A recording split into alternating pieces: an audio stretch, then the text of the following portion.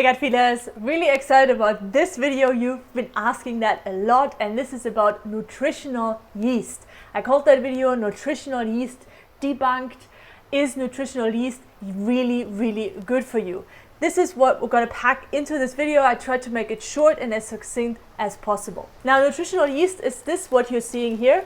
I got this from my organic whole food store around the corner here in Boquete in Panama.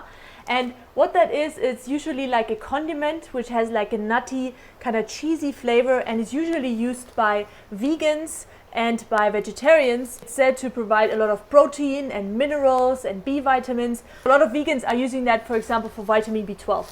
Now, before I tell you if you should really eat this or not, let's talk about what nutritional yeast is in the first place, because a lot of people don't really know what that is. They think this is something that occurs in nature. Well, it's not. It's a highly processed food. Nutritional yeast is grown in laboratories from the common yeast Saccharomyces cerevisiae.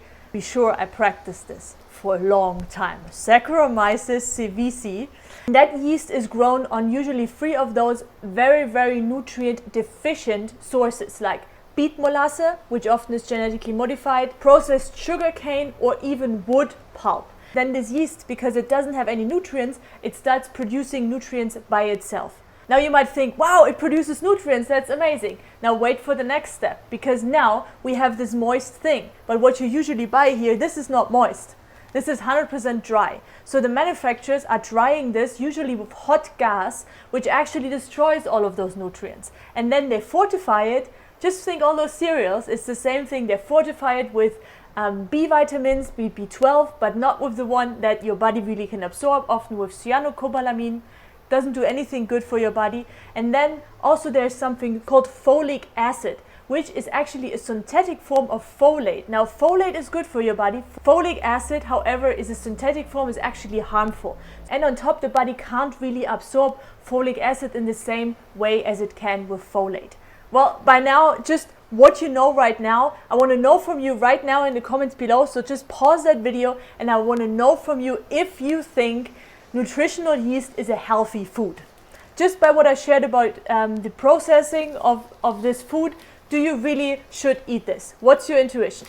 Let me know in the comments below right now, and then we're going to come back to this video and I'm going to share a little bit more about my take on nutritional yeast.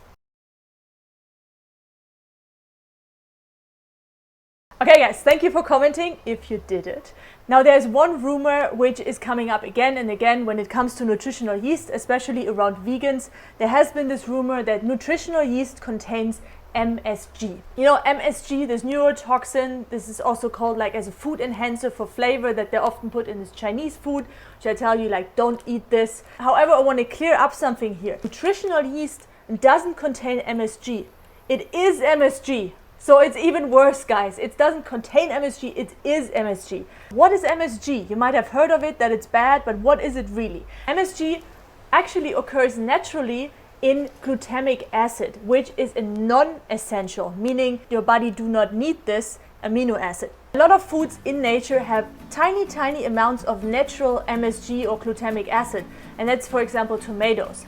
However, guys, nothing in nature has this amount of glutamic acid that you sprinkle over your salad or put as a food enhancer into your soups. These high amounts of MSG are highly toxic for your nervous system in particular. And that is because MSG, as it's a natural component, can actually cross the blood-brain barrier, which is your natural protection system for this important organ here, your brain. And what it does, if it crosses in these high dosages, and this is a huge dosage, even if you just use 1 teaspoon of this is way too much. What happens there, it causes inflammation in the brain, swelling, irritation of neurotransmitters. It disrupts the electrical impulse that is given from one neuron to the next neuron. It creates headaches, and on top, it's not just your nervous system, it also builds up in the liver and actually feeds pathogens, just like soy and corn and dairy and eggs and all of that. Is nutritional yeast healthy? No, it's not healthy. Should you eat it? No. This is not a natural product, guys. This is highly processed and actually nutrient deficient. For anybody who's suffering with pain or any chronic illness or neurological conditions, whatever it might be, stay away from nutritional yeast? I want to know from you in the comments below right now. Do you still want to eat nutritional yeast after what I've shared with you right now?